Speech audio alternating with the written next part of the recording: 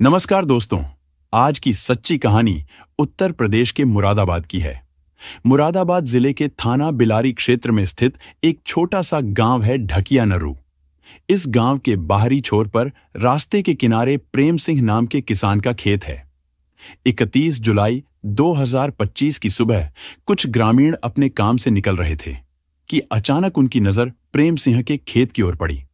वहां जो दृश्य उन्होंने देखा उसे देखकर सबके पैरों तले जमीन खिसक गई। खेत के बीचों बीच एक अज्ञात व्यक्ति का शव पड़ा हुआ था। यह देख लोगों में दहशत फैल गई। कुछ ही देर में यह खबर पूरे गांव में आग की तरह फैल गई और वहां भीड़ जमा हो गई। परंतु कोई भी व्यक्ति उस मृत व्यक्ति की पहचान नहीं कर पाया। इस बीच ग्राम प्रधान मनोहर सिंह ने तुरंत घटना की जानकारी पुलिस को दी। सूचना मिलते ही कोतवाल मोहित कुमार मलिक अपनी टीम और फॉरेंसिक विशेषज्ञों के साथ मौके पर पहुंचे। उन्होंने पूरे घटनास्थल को घेरकर बहुत सावधानी से शव की जांच की। साथ ही आसपास के हर निशान और सबूत को ध्यान से परखा ताकि घटना की सच्चाई का पता लगाया जा सके। घटनास्थल की कार्रवाई पूरी करने के बाद पुलिस ने शव को पोस्टमार्टम के लिए जिला मुख्यालय भेज दिया। अगले दिन जब अखबारों में एक अनजान व्यक्ति की लाश मिलने की खबर प्रकाशित हुई तो उसे पढ़कर महेंद्र नाम का व्यक्ति तुरंत कोतवाली बिलारी पहुंचा, क्योंकि उसका भाई किशनवीर पिछले दिन शाम करीब 4:30 बजे से घर नहीं लौटा था। महेंद्र सिंह जिला संभल के थाना कुढ़ फतेहगढ़ क्षेत्र के गांव मिठनपुर मौजा निवासी पर्वत सिंह का बेटा था। पुलिस उसे लेकर मोर्चरी पहुंची। वहां पुलिस ने जब उसे रखी हुई लाश दिखाई तो लाश देखते ही महेंद्र के पैरों तले जमीन खिसक गई। उसकी चीख निकल पड़ी, सिर चकरा गया और वह लगभग बेहोश होने ही वाला था। साथ आए लोगों ने उसे संभाला, क्योंकि जो लाश वहां पड़ी थी वह किसी और की नहीं बल्कि उसके 40 वर्षीय भाई किशनवीर की थी। पुलिस ने पहले तो इसे एक सामान्य दुर्घटना मान लिया, क्योंकि उन्हें जानकारी मिली थी कि किशनवीर शराब पीने का आदी था। इसलिए पुलिस ने सोचा कि नशे की हालत में वह खेतों की तरफ निकल आया होगा और वहां मुंह के बल गिर जाने से उसकी मौत हो गई होगी। मुंह और नाक में मिट्टी व पानी भर जाने से उसका दम घुट गया होगा। परंतु यहां यह बात सबसे बड़ी पहेली थी कि किशनवीर अपने घर से करीब 15 किलोमीटर दूर एक सुनसान खेत में आखिर कैसे पहुंच गया और किस वजह से वहां गया। उधर किशनवीर के लापता होने के दिन से ही उसकी पत्नी पिंकी ने गांव के लोगों से अपने पति के बारे में पूछताछ की, लेकिन उसका कोई पता नहीं चल पाया।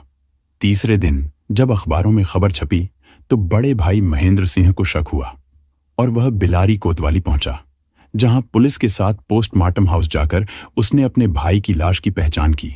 फिर डेड बॉडी को लेकर वह अपने गांव लौट आए। 12 अगस्त 2025 को इस मामले की रिपोर्ट कोतवाली में दर्ज की गई। महेंद्र सिंह ने बताया कि वे लोग किशनवीर की मृत्यु के बाद होने वाले धार्मिक कर्मकांडों में व्यस्त थे, इसलिए रिपोर्ट दर्ज कराने में 12 दिन की देरी हो गई।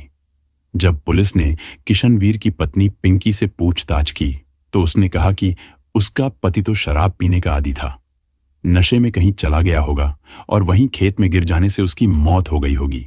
मगर जब पुलिस ने उससे थोड़ी सख्ती से सवाल किए और डांट फटकार लगाई तो वह टूट गई और उसने सारा सच उगल दिया। इसके बाद कोतवाल मोहित कुमार मलिक के निर्देशन में बनी पुलिस टीम ने पिंकी से पूछताछ के बाद इस हत्या में शामिल सभी अभियुक्त चमन शर्मा, नितिन शर्मा निवासी गांव मनकुला, रविकांत निवासी मोहल्ला प्रेम विहार बिलारी तथा पिंकी निवासी गांव मिठनपुर मौजा थाना कुढ़ फतेहगढ़ जिला संभल को गिरफ्तार कर लिया। सभी आरोपियों से पूछताछ के बाद किशनवीर की हत्या की हैरान कर देने वाली कहानी सामने आई, जो बेहद ही दर्दनाक और दिल दहला देने वाली थी। तो चलिए दोस्तों, इस अपराध की कहानी को विस्तार से जानते हैं। उत्तर प्रदेश के मुरादाबाद जिले की तहसील बिलारी से करीब 13 किलोमीटर की दूरी पर एक छोटा सा गांव है, मिठनपुर मौजा। इस गांव का थाना क्षेत्र कुढ़ फतेहगढ़ में आता है। गांव मिठनपुर मौजा में रहने वाले पर्वत सिंह के परिवार में 3 बेटे और 1 बेटी थे। सबसे बड़ा बेटा सतपाल सिंह, दूसरे नंबर पर महेंद्र सिंह और तीसरे नंबर पर किशनवीर उर्फ रशिपाल था। इस गांव में ज्यादातर लोग यादव जाति से संबंध रखते हैं। सबसे बड़े भाई सतपाल की मौत किशनवीर की हत्या से करीब 27 दिन पहले ही हो गई थी। वे लंबे समय से बीमार चल रहे थे। दूसरे नंबर के भाई महेंद्र सिंह की अभी तक शादी नहीं हुई थी। महेंद्र सिंह और किशनवीर का मकान एक ही आंगन में जुड़ा हुआ था, जबकि बड़े भाई सतपाल का घर बगल में था। मां और पिता की मृत्यु पहले ही हो चुकी थी। इनके पास उतनी खेती योग्य जमीन नहीं थी कि उससे पूरी तरह गुजर बसर हो सके।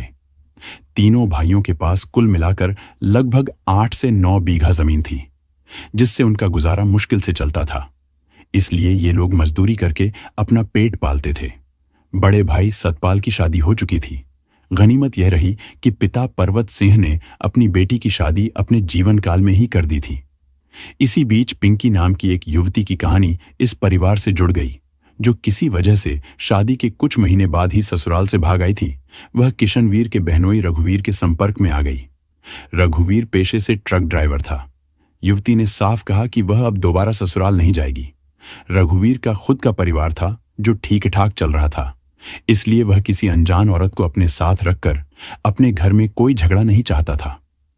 पिंकी की शादी कुछ ही महीने पहले बहुत धूमधाम से हुई थी, लेकिन जिस घर में वह दुल्हन बनकर गई थी, वही घर उसके सपनों की कब्र बन गया। रोज रोज की कलह, ताने और आरोपों ने उसका मन तोड़ दिया था। एक दिन जब सहन शक्ति जवाब दे गई, तो पिंकी ने रोते हुए ठान लिया कि अब वह किसी भी हाल में उस घर में नहीं रहेगी। उस रात वह बिना कुछ बताए चुपचाप घर से निकल गई। सड़क पर अकेली भटकती हुई उसकी मुलाकात ट्रक ड्राइवर रघुवीर से हो गई, जो किशनवीर का बहनोई था। रघुवीर ने उसकी हालत देखी और उसे अपने साथ ले गया। पिंकी ने उसे बताया कि न वह ससुराल जाएगी और न ही मायके, क्योंकि दोनों ही जगह उसकी जान को खतरा है। रघुवीर ने उसकी मजबूरी समझी और सोचा कि अगर इस लड़की की शादी अपने किसी साले से करा दी जाए तो उसकी जिंदगी संभल सकती है। इसीलिए उसने अपने दोनों साले महेंद्र और किशन से बात की। उस समय दोनों ही साले अविवाहित थे। महेंद्र ने यह सुझाव दिया कि पिंकी की शादी किशनवीर से ही कर दी जाए। रघुवीर ने जब किशन से इस बारे में बात की तो वह मान गया। बड़े भाई और बहनोई की बात रखने के लिए किशन ने भी पिंकी को अपनाने की हामी भर दी। फिर गांव के रिवाज और परंपराओं के अनुसार दोनों के साथ फेरे करा दिए गए। किशनवीर के साथ रहने के बाद पिंकी ने पहली बार अपने जीवन में अपनापन और सुकून का एहसास किया। धीरे धीरे दोनों के बीच विश्वास और प्यार की डोर मजबूत होती चली गई। जब पिंकी के पहले ससुराल वालों को यह पता चला कि वह अपने घर से भाग गई है, तो उन्होंने कोई खास ध्यान नहीं दिया। उनके लिए यह कोई बड़ी बात नहीं थी, क्योंकि वे पहले ही पिंकी से पीछा छुड़ाना चाहते थे। अपनी तरफ से बचाव के लिए उन्होंने अगले दिन सुबह ही उसके मायके में फोन करके बता दिया कि तुम्हारी बेटी पिंकी रात को ही घर छोड़कर चली गई है। उधर मायके वाले बेटी के अचानक गायब होने से घबरा गए। उन्होंने हर तरफ खोजबीन शुरू कर दी। थाने के चक्कर लगाए, रिपोर्ट दर्ज करवाई और लोगों से मदद मांगी।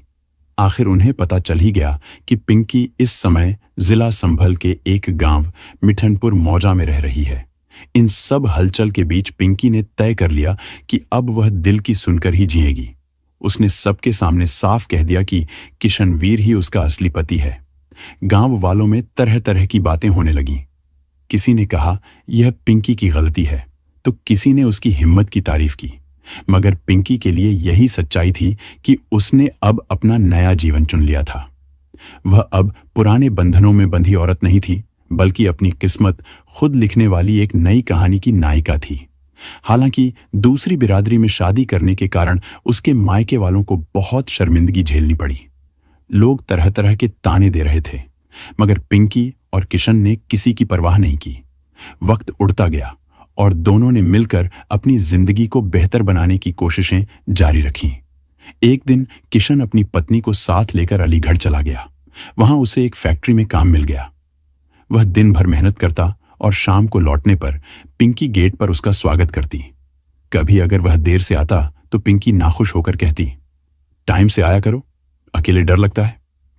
तब किशन मुस्कुराकर उसे अपनी बाहों में भर लेता और कहता, मैं हूं ना, तुझे डरने की क्या जरूरत।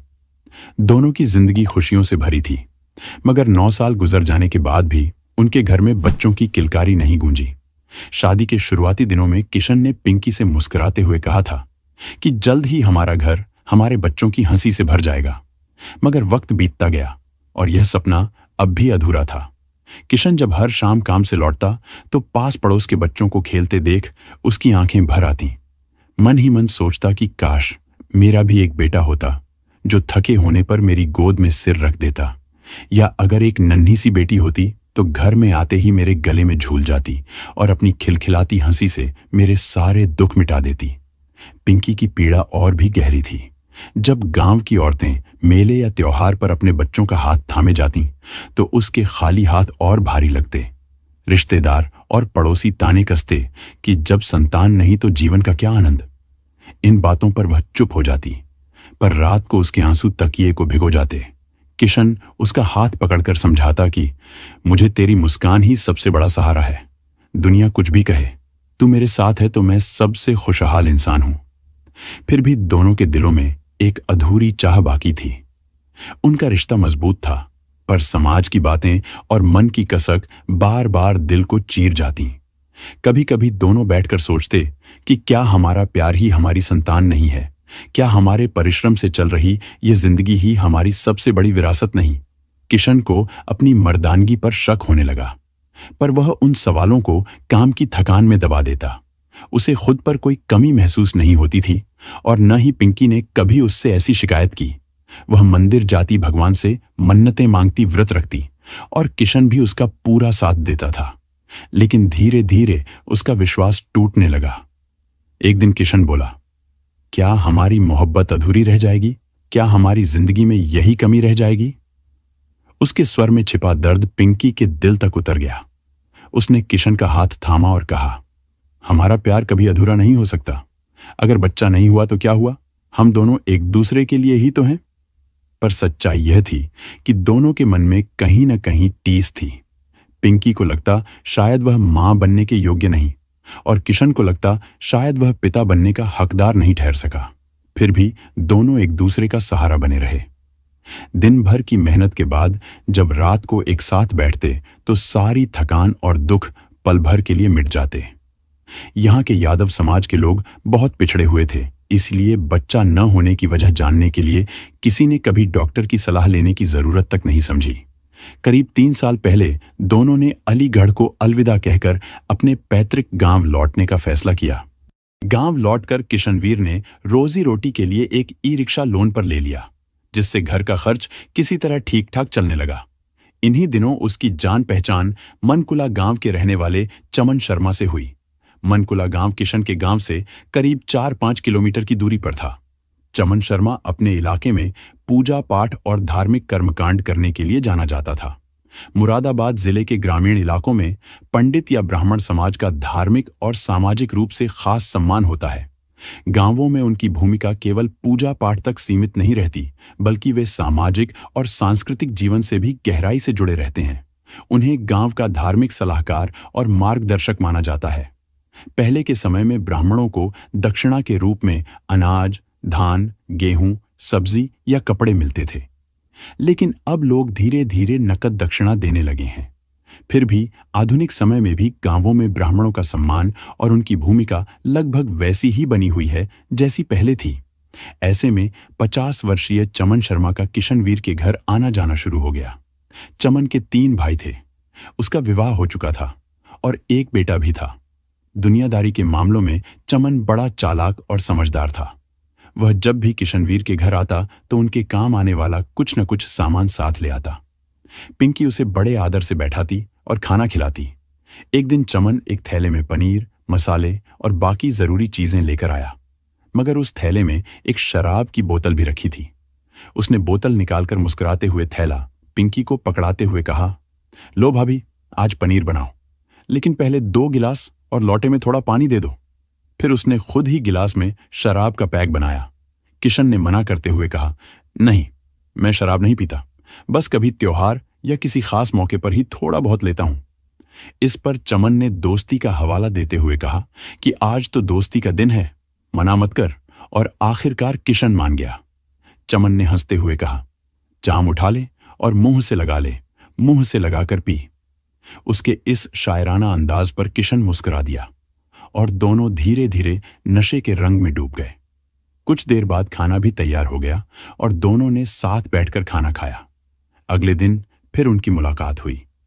किशन ने पिछली रात की दावत के लिए चमन का धन्यवाद किया तो चमन मुस्कुराते हुए बोला, अरे दोस्ती किस दिन काम आएगी, और सुन, मैं तेरे दुख दर्द का इलाज भी लेकर आया हूं। किशन यह सुनकर थोड़ा हैरान हुआ और बोला, कौन सा इलाज? तभी चमन ने धीरे धीरे अपनी चाल चलनी शुरू कर दी। उसने पिंकी की ओर देखते हुए कहा, भाभी को बच्चा न होने की चिंता है ना? मेरे पास ऐसा उपाय है जिससे संतान न होने वाले दंपति भी माता पिता बन सकते हैं। अगर मुझ पर भरोसा हो तो मैं मदद कर सकता हूं। यह सुनकर पिंकी की आंखों में उम्मीद की चमक आ गई, क्योंकि पिछले 9 सालों से उसकी यही ख्वाहिश अधूरी थी। मगर किशन को कुछ बात अजीब लगी। वह बोला, क्या वाकई ऐसा मुमकिन है? चमन ने रहस्यमयी लहजे में कहा, हाँ, मगर यह केवल दवा या नुस्खे की बात नहीं है। इसके साथ कुछ धार्मिक क्रिया और खास उपाय भी करने पड़ते हैं। वह सब मैं खुद करूंगा और खर्चा भी मेरा ही रहेगा, लेकिन यह बात किसी और को नहीं पता चलनी चाहिए। धीरे धीरे चमन ने पिंकी के मन में उम्मीदों का एक झूठा जाल बुनना शुरू कर दिया। कभी दवा के नाम पर तो कभी ताबीज और मंत्र टोने के बहाने वह उसे भरोसा दिलाने लगा कि बच्चा तभी आएगा जब वह उसके बताए खास उपायों पर पूरा विश्वास करेगी। किशन सीधा साधा आदमी था। चमन ने उसे कुछ छोटी पुड़िया दी और कहा कि संभोग से 1 घंटा पहले यह खा लेना, इससे निश्चित रूप से संतान की प्राप्ति होगी। पिंकी भोली थी। मां बनने की चाह में उसने चमन की हर बात पर यकीन कर लिया। वह सोचती, अब शायद सच में मेरी गोद भर जाएगी। धीरे धीरे चमन और पिंकी के बीच देवर भाभी का रिश्ता और करीब होता चला गया। चमन मजाक में बात करते करते कभी कभी उसे छेड़ देता और मौका मिलने पर गले लगने या चूमने की कोशिश भी कर लेता। इसी भरोसे और लालच के बीच पिंकी पूरी तरह उसके जाल में फंसती चली गई। किशन को लगता था कि उसका दोस्त उसकी मदद कर रहा है, जबकि असल में वह उसकी मासूमियत का फायदा उठा रहा था। जब भी चमन को किसी पूजा से अधिक दक्षिणा मिल जाती, वह अच्छे खाने पीने का सामान लेकर किशन के घर आ जाता। एक दिन वह हमेशा की तरह खाने का सामान और शराब की बोतल लेकर आया। उस दिन उसने किशन को पहले से ज्यादा शराब पिलाई। फिर मौका देखते ही नशे की गोलियों का पाउडर निकालकर एक पैग में मिला दिया। थोड़ी ही देर में किशन बेसुध होकर चारपाई पर गिर गया। फिर चमन ने पिंकी को आवाज दी और उसे अपनी बाहों में भर लिया। पिंकी घबराकर बोली, अरे क्या कर रहे हो? वो देख लेंगे। चमन मुस्कुराते हुए बोला, उसका पूरा इलाज कर दिया है, अब उसे सुबह से पहले होश नहीं आने वाला। पिंकी शर्माते हुए पूछी, ऐसा क्या कर दिया? चमन ने हंसते हुए सब बताया और कहा कि आज हम खुलकर अपना प्यार जताएंगे। इतना सुनते ही कमरे का माहौल पूरी तरह बदल गया और दोनों उस पल की दुनिया में खो गए। पिंकी भी चमन की आंखों में एक अजीब सी मोहब्बत महसूस कर रही थी। कई दिनों से उसे लग रहा था कि चमन केवल उसके पति का दोस्त नहीं, बल्कि उसके दिल में भी खास जगह बना चुका है। चमन ने धीरे से कहा, पिंकी, तुम जानती हो कि मैं तुम्हें कितनी चाहत से देखता हूं। आज किस्मत ने हमें ऐसा वक्त दिया है कि अगर तुम चाहो तो यह रात सिर्फ हमारी हो सकती है। पिंकी कुछ देर तक बिना कुछ कहे बैठी रही। फिर उसके होंठों पर हल्की सी मुस्कान आ गई। देवर जी, शायद किस्मत ने ही यह अवसर हमारे लिए रखा था। मैं भी अब अपने दिल की बात को और नहीं रोक सकती। इतना कहते ही दोनों के बीच की सारी दूरियां मिट गईं। रिश्तों की दीवारें टूट गईं और वह रात उनके लिए प्यार का एक नया किस्सा बन गई। दोनों ऐसे एक दूसरे में खो गए जैसे 2 जिस्म और एक जान हो। रात का आखिरी पहर करीब था। तभी चमन की आंख खुली तो उसे लगा कि सुबह होने ही वाली है। पिंकी भी उठ चुकी थी। उसके चेहरे पर चमक थी और चमन की आंखों में सुकून झलक रहा था।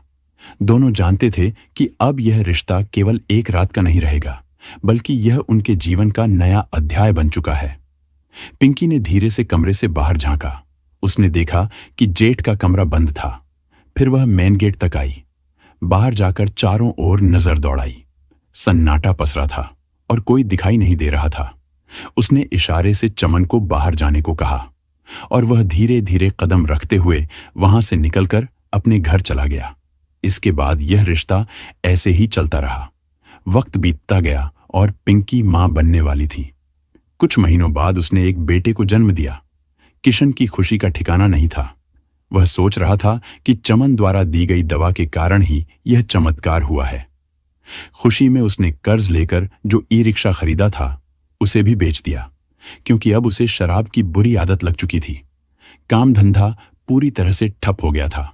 घर की हालत बिगड़ती जा रही थी। चमन कभी कभी घर आता था, मगर अब वह पहले जैसी आर्थिक मदद नहीं कर पाता था। जीवन तंगी और परेशानियों में गुजर रहा था। ऊपर से बच्चे के आने से खर्च और बढ़ गए थे। इसी बीच कहानी में एक नया किरदार आया। उसका नाम था नितिन। करीब 20 साल का नितिन पिंकी के प्रेमी चमन का सगा भतीजा था। किशन और नितिन की दोस्ती ई रिक्शा चलाते हुए हुई थी। नितिन किशन की खराब आर्थिक हालत को अच्छी तरह जानता था। वह अपने पिता का इकलौता बेटा था। परिवार बड़ा नहीं था। हालांकि उसकी आर्थिक स्थिति बहुत अच्छी नहीं थी, लेकिन वह समय समय पर किशन को थोड़े बहुत पैसे उधार दे दिया करता था। कई दिनों से दोनों की मुलाकात नहीं हुई थी। एक दिन नितिन अपने उधार के पैसे मांगने के लिए किशन के घर पहुंच गया। शाम का वक्त था। सूरज धीरे धीरे ढल रहा था। चारों ओर हल्की सुनहरी रोशनी फैली हुई थी। किशन और चमन आंगन में बैठकर शराब के पैक बना रहे थे। दोनों के बीच हंसी मजाक और गप्पें चल रही थीं। तभी दोनों ने एक साथ आवाज लगाई, आओ नितिन, इधर आओ नितिन। कुछ ही पलों में नितिन अंदर आया। दोनों ने उसे भी अपनी महफिल में शामिल कर लिया। फिर तीनों मिलकर जाम पर जाम टकराने लगे। कुछ देर बाद जब शराब खत्म हुई तो उन्होंने पिंकी को खाना लाने को कहा। पिंकी 3 थालियों में गर्मागर्म खाना लेकर आई और आदतन उसने नितिन को नमस्ते कहा। नितिन ने जब सर उठाकर देखा तो उसकी नजरें वहीं ठहर गईं। नशे का असर उसके ऊपर साफ झलकने लगा था। उसने देखा कि पिंकी की आंखों में चमक थी। चेहरा पहले से भी ज्यादा खिला हुआ लग रहा था, जैसे किसी ने उस पर नया उजाला भर दिया हो। बच्चे के जन्म के बाद उसके रूप में और भी निखार आ गया था। उसके गालों पर हल्की लाली थी, आंखों में गहराई और शांति थी, और होंठों पर हमेशा रहने वाली प्यारी मुस्कान उसे और भी मोहक बना रही थी। नितिन का ध्यान खाना खाने में नहीं बल्कि पिंकी को देखने में लगा हुआ था। उसकी नजरें बार बार उसी तरफ उठ जाती थीं। उस दिन नितिन ने अपने उधार या पैसों की कोई बात किशन से नहीं की, बल्कि जाते वक्त किशन से बोला कि अगर कभी कोई दिक्कत हो तो मुझे जरूर बताना। मैं तुम्हारा दोस्त हूं और हर वक्त मदद के लिए तैयार हूं।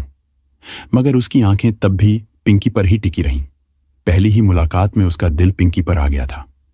इसके बाद उनकी मुलाकातें धीरे धीरे बढ़ने लगीं और पिंकी भी नितिन को चाहने लगी। नितिन ने अपने चाचा चमन की चाल दोहराई। एक दिन वह भी खाने पीने का थैला भरकर किशन के घर पहुंचा। उसमें शराब की बोतलें थीं और एक पुड़िया थी जिसमें नशीली गोलियों का पाउडर भरा था। शराब पीते वक्त उसने किशन के पैग में वही पाउडर मिला दिया। कुछ देर में किशन की आंखें झपकने लगीं और वह लगभग बेहोश हो गया। तब पिंकी और नितिन ने रात भर एक दूसरे के साथ खूब प्यार जताया। जवानी से भरे नितिन के साथ पिंकी ने भी सारी हदें तोड़ दी और खुलकर आनंद लिया। इस तरह चाचा और भतीजा दोनों ही पिंकी के दीवाने बन गए। कभी चमन तो कभी नितिन उसकी जवानी का मजा लेने उसके घर चला आता। पिंकी अब नितिन के प्रति ज्यादा झुकने लगी थी, मगर फिर भी वह चमन को नाखुश नहीं करना चाहती थी, इसलिए कभी कभी वह उसे भी खुश कर देती थी। दोनों उस पर जान छिड़कते थे और उसका हर ख्याल रखते थे। साथ ही किशन की शराब का इंतजाम भी समय समय पर कर देते थे। किशन को अपनी पत्नी और उसके प्रेमियों की इन रंगीन रातों का पूरा अंदाजा था।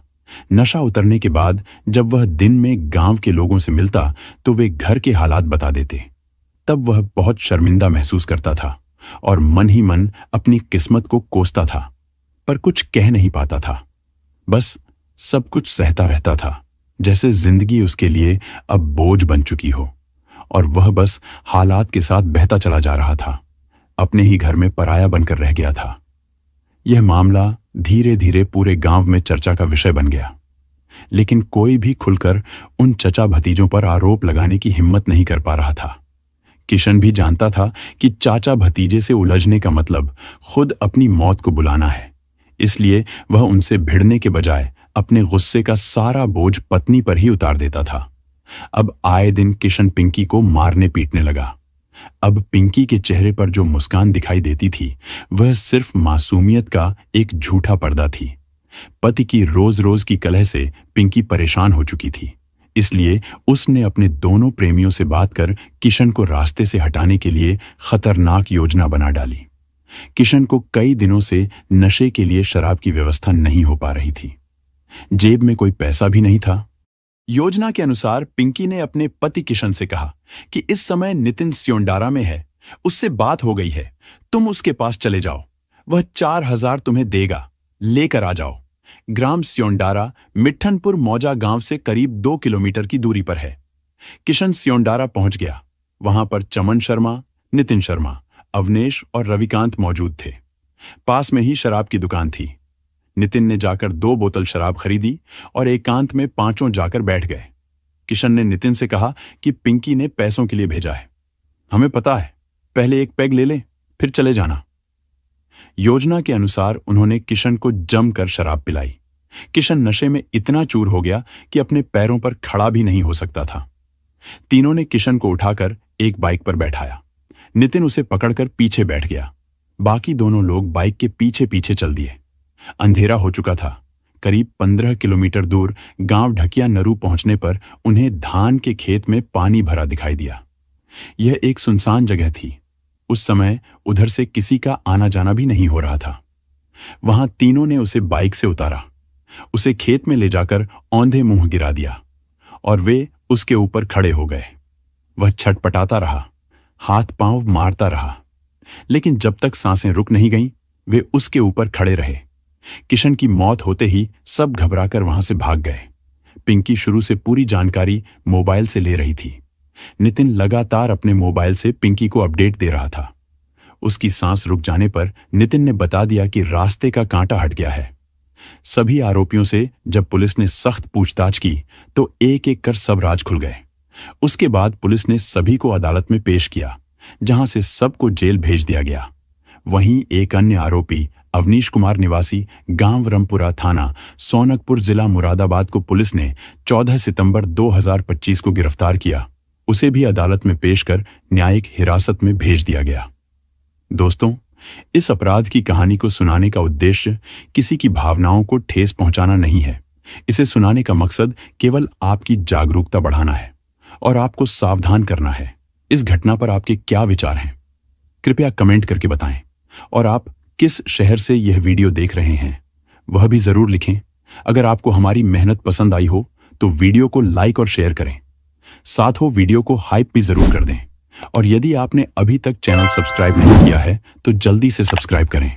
धन्यवाद।